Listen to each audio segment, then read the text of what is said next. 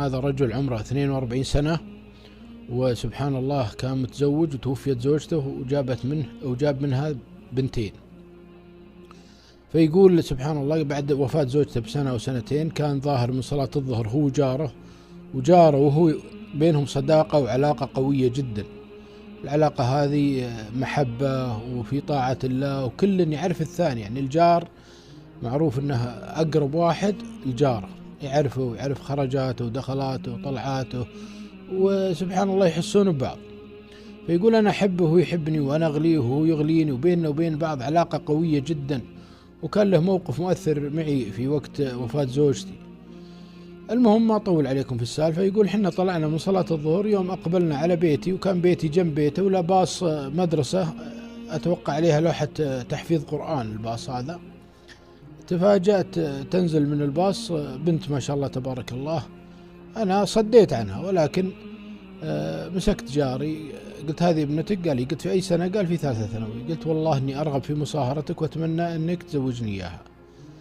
فقام ناظرني نظرة، يعني الحقيقة أنا كنت أبغى أقول الكلام أعذر، لأنه يعرفني زين ويعرف أخلاقي وأخلاقياتي وطاعتي لله.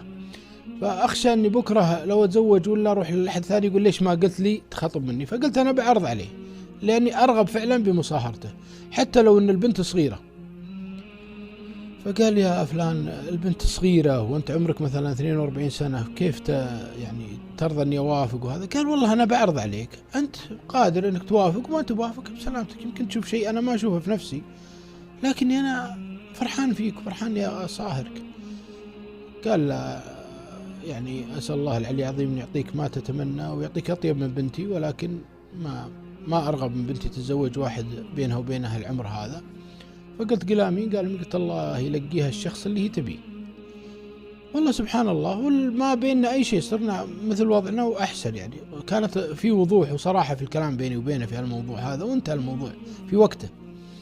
ويقول صرت أروح أصلي في المسجد أنا وياه ونرجع. المهم مر علينا سنة سنتين، أنا كنت أبحث عن واحدة تكون صالحة فيها الصلاح أكثر، وما لقيت. يقول البنت هذه سبحان الله لما وصلت ثانية جامعة جاها نصيبها وتزوجت، وأنا حضرت عرسها. والأسرة اللي اخطبوا منهم، يعني اللي تزوجوا البنت هذه ولدهم، أسرتهم كانت أسرة طيبة جدا. وكان مقرر شهر العسل للبنت والولد خارج المملكة. فحسب ما عرفت بعدين أن البنت سافرت مع زوجها لإحدى الدول الأوروبية. وسبحان الله يعني يقول أن خذوا لهم جناح، وجلست هي وياها أول ما دخلوا الفندق، وكانت يعني فرحانة بزوجها وفرحانة بشهر عسل في أوروبا، ومحافظة أصلا هي على دينها، يعني هي رايحة بعباتها وما عليها أي ما شاء الله تبارك الله قاصر. يقول اللي صار أنها في المغرب وفي الليل الرجل كان يعني مجهز الجلسة، جلسة مي بجلسة يعني فيها محظورات الجلسة. فسألته قالت هذا وش اللي على الطاولة؟ قال هذا لزوم الجلسة، يعني لزوم السعادة. قالت وش لزوم السعادة يعني؟ فكانت يعني مستنكرة، شايفة شيء غريب وحاسة فيه شيء غريب، ولذلك قامت تنشده بقوة. كثرت عليه وقال هذا الله يعافينا وياكم، مثل ما قال خمر أو شيء زي كذا. فيوم قال الكلمة هذه البنت راحت عيونها هالكبر. ما يصير، أنت ما علمتني إنك مدري إيش، ولا علمتني إن هذا أمورك، ولا علمتني تجيبني من بيت أهلي وأنا متربية تربية دينية وتسوي بكذا. فالرجل حاول يعني مثلا يضحكها ويغير السالفة، لكن هي خلاص وصلت إلى قناعة، وهذا الأصل في الموضوع. خلاص اتخذت قرار، دخلت الغرفة الثانية وقفلت عليها وقعدت تبكي. والرجل سبحان الله طق الباب عليها، طق الباب. يوم يأس تركها ورجع الله يعافينا وياكم يكمل جلسة الحالة. هي يوم جاء الساعة 8 الصبح الرجال سبحان الله نايم متخدر ووضعه غير يعني ما يسر. قامت هي وخذت شنطتها وخذت أغراضها وجت لجوازها وطلعت للمطار، وقالت من فضلكم أقرب طيارة على السعودية، جدة، الرياض، أي مكان. فكان الظاهر في رحلة لجدة، هي من الرياض طبعا. فحجزت على جدة وركبت على طول يعني. طبعا دقت على واحد من اخوانها وقالت انا طالعة لجدة وابغاك تستقبلني، تبغى تجيني في جدة؟ قال ابشري. اخوه سبحان الله حجز وراح لجدة وقاعد ينتظرها لين جت، ونزلت من المطار وركبت مع اخوها وجت للرياض. طبعا علمت ابوها وعلمت اخوانها وش اللي صاير.